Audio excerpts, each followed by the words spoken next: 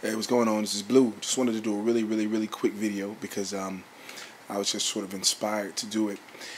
Let's see. Where can I start?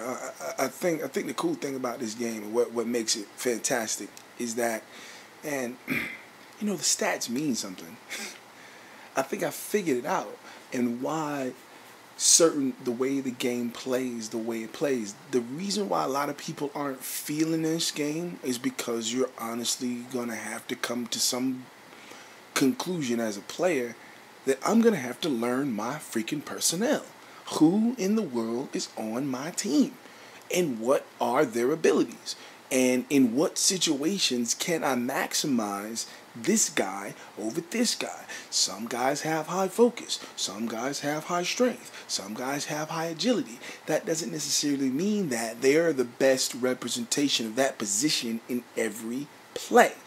Now, at this point, the game doesn't have the most amazing sub system on the fly. You can sub guys in and out based on plays and stuff, but it definitely needs some work in that sense to make switching dudes in and out in the middle of games kind of quicker.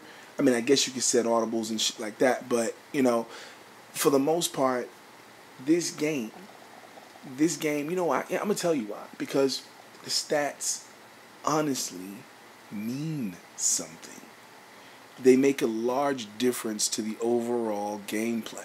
So what it will lend itself to is, over time, players will begin to truly be able to aid one another. Like, okay, well, agility is great for this kind of a quarterback, but focus is the most important thing if you're really trying to run this kind of an offense. You need a quarterback with a really high focus. You know what I mean? Those are the guys that stand back, don't get rattled, throw balls that land far more often. So, it's one of those situations. Guys who are extremely agile are able to cut on dimes, even if hit. You know what I'm saying? Every stat means something. I mean, I've noticed this. Like, I'll look at a player get completely beat in a play, and I'm like, what the hell is wrong with him? But I go, it never fails, man. I'll go to the stats and I look, and it's like, oh, that's why he got beat. You know what I'm saying? He's got good focus and whatnot, you know what I'm saying? But his strength isn't so much up to par.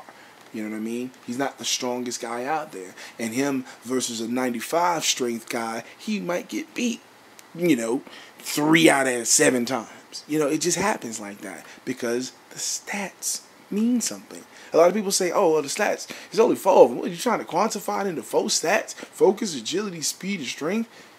Yeah. I mean, when you think about, Madden throws 30 stats at you and only damn 5 of them mean anything, speed being the most paramount in most categories in Madden, speed, you know what I mean? This game, speed is important, but not all important.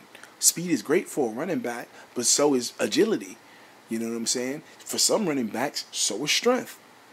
Depending on what kind of runner you want to have and the kind of offense you want to run. I foresee in the future players truly digging into the game and finding matchups. I mean, how many times do you really, consider matchups in current football games right now? I mean, everybody likes to talk about, the great players. In Madden, you're always looking for the star players, the break players. You never really so much concern yourself with the blue collar guys that are just, doing their job because they're good at it. This game, I foresee, with this sort of technology and this sort of attention to detail, that you're going to have guys, it's going to be kind of like a trading card game, man. Dudes will be exchanging ideas as to what players are good in what situations as the game expands, you know what I mean? But when ratings mean something, when attributes mean something, all of a sudden, man, the doors to the game open up. You begin to see the possibilities. Again, just a quick video I wanted to talk about. This is extreme potential, man. Blue, I'm out.